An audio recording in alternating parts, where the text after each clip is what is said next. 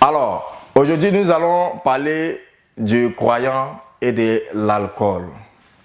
Dans la Bible, on ne précise pas d'alcool, on ne précise pas des bières, on ne précise pas la matière. La seule chose qui est précisée, donc on fait référence à l'alcool, à la boisson qui peut enivrer, c'est le vin. Et depuis Genèse jusqu'à Apocalypse, le vin a toujours été utilisé. Nous voyons cela dans le livre de Genèse, le chapitre 14, verset 18, où Melchisédek a donné du vin à Abraham et du pain. Melchisédek était sacrificateur du Très-Haut, mais il a donné du vin et du pain à Abraham, après qu'Abraham lui ait donné la dîme, payé la dîme de tout ce qui est là.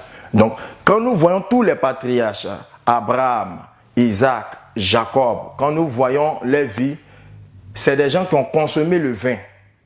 Mais de quel vin on veut parler? Quand nous lisons dans le livre de Jean, la Bible nous parle aux noces de Canaan que Jésus a fait le miracle de vin. Certains ont dit que non, c'est le vin qui est non alcoolisé et consort, mais c'est archi faux. Le vin qui est démontré là-bas, c'est le vin qui est vieux, qui est fermenté et qui est sec.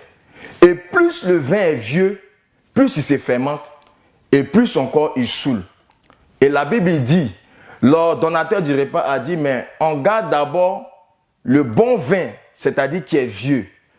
Selon aussi Luc le chapitre 5, le verset 39, on garde le bon vin, on prend le bon vin d'abord, et puis à la suite, maintenant, on envoie le moins bon qui ne saoule pas. Mais là, Jésus, le miracle qu'il a produit, c'était le vin, mais le vin qui est dur, le vin qui est sec, le vin qui est fermenté, le vin qui est vieux. Et là, vous pouvez vérifier selon les passages que j'ai donnés. Mais Dieu n'a pas de problème avec le vin. Donc, quelqu'un qui a donné au vin, ça veut dire que c'est quelqu'un qui consomme assez de vin, il aura forcément des problèmes. Certains iront plus loin, je vais terminer par là, certains iront plus loin pour dire que non, quand Samson devait naître, Dieu a dit à sa maman qu'il ne devait pas boire du vin. Mais les cas comme Samson et autres, c'est des cas isolés. David, Dieu n'a pas donné des prescriptions à sa mère qu'elle ne doit pas boire le vin pour mettre David au monde. Mais cependant, David était un grand roi. Salomon était un grand roi. Il y a eu pas mal de personnes qui ont été des gens, qui étaient des enfants de Dieu, des serviteurs de Dieu, des patriarches, mais qui ont été des gens qui étaient agréés par Dieu. C'était des gens qui consommaient le vin. Donc Dieu n'a pas un problème avec le vin, mais c'est la façon dont nous utilisons le vin qui est mauvais. Est-ce qu'un croyant doit-il boire l'alcool? Ça, c'est l'occasion de répondre à ceux qui pensent qu'on peut croire en la Bible pour être sauvé ou bien croire au Coran pour être sauvé. Parce que cette question-là, la Bible ne peut pas répondre. Pourquoi? Parce qu'il y a des passages de la Bible qui disent qu'on peut boire. Par exemple, Noé a bu. Jésus a transformé l'eau en vin. Ainsi de suite, Paul a dit à Timothée de ne pas boire l'eau seulement, de prendre un peu de vin. Et dans cette même Bible aussi, que ce soit dans l'Ancien ou le Nouveau Testament, il a été interdit à des personnes de boire l'alcool, ainsi de suite. Donc, qu'est-ce que le croyant doit faire face à l'alcool? Vous voyez, vous allez m'excuser, mais vous voyez un peu que aujourd'hui, quand on parle de fête de Ramadan et autres, là, il n'y a plus de boissons dans les maquis. Ça, c'est un mystère que beaucoup de personnes doivent nous expliquer. Bon, maintenant, le croyant et l'alcool. Au fait, en réalité, quand je disais que le salut, là, c'est de croire en Dieu au travers de son prophète, c'est clair. Dieu a plusieurs manifestations. Dieu peut se présenter comme un lion, comme un veau, un aigle ou la face d'homme. Donc, quand Dieu agit sur la terre, il y a l'Esprit de Dieu qui agit.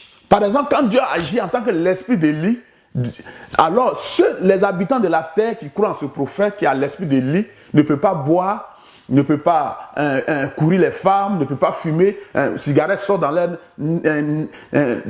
fumée sort dans l'air narine comme des dragons. Vous voyez un peu. Donc, mais par contre, quand l'Esprit de Jésus agit, ou bien l'Esprit de Noé agit, ça peut boire. Donc, aujourd'hui, nous qui vivons en 2021 et qui croyons en Dieu, nous devons boire ou pas? Non. Nous ne devons pas boire l'alcool. Pourquoi? Parce que selon Malachie 4, versets 5 à 6, L'Esprit de Dieu qui agit dans le 7e âge de l'Église est l'Esprit d'Élie. Or, l'Esprit d'Élie a ses caractéristiques. C'est un esprit qui ne boit pas, qui ne fume pas, qui ne coupe pas les femmes. C'est pourquoi, quand Jean-Baptiste devait naître, il a été dit même à sa maman de ne pas boire de l'alcool, de ne pas se souiller, ainsi de suite. Donc aujourd'hui, tout croyant, ou chrétien, ou musulman qui boit l'alcool est un démon. C'est Satan que vous chassez, on chasse dans les églises là. C'est le croyant qui dit qu'il boit l'alcool, il boit du vin, il boit bière. Tout ça, c'est le diable.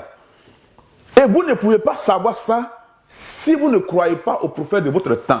C'est pourquoi, au cri de minuit, du message du prophète Kakou Philippe, si un croyant, il boit l'alcool, il se confesse publiquement. C'est un commandement de Dieu que si tu pêches aujourd'hui pour que Dieu puisse te pardonner, tu dois te confesser publiquement. Donc tous les buveurs, tous les soulats qui refusent de se confesser publiquement iront en enfer. Donc ils doivent accepter ce message, le message du prophète Kakou Philippe, et se confesser pour leurs péchés, et Dieu peut leur pardonner. Merci. Beaucoup de choses se disent au sujet du croyant et de l'alcool. Certains disent que c'est permis à un chrétien de boire l'alcool, de prendre l'alcool. D'autres par contre disent que cela est interdit, c'est pas intéressant. Que le païen ne peut pas prendre l'alcool, tandis que le chrétien aussi en fait davantage. Mais la Bible seule peut nous éclairer sur ce point.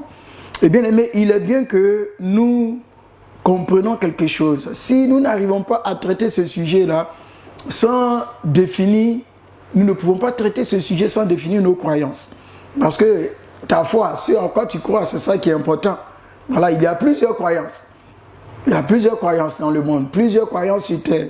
Mais pour ce qui concerne le croyant en Jésus-Christ, je précise bien le croyant en Jésus-Christ, l'alcool n'est pas recommandé. L'alcool n'est pas recommandé.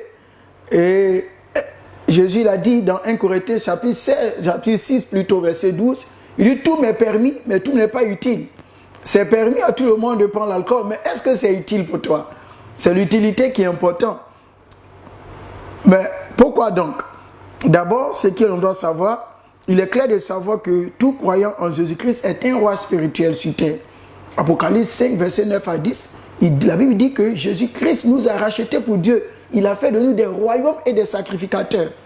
1 Pierre 5, verset 9, il dit, vous au contraire, vous êtes un peuple élu, une nation sainte, un sacerdoce royal.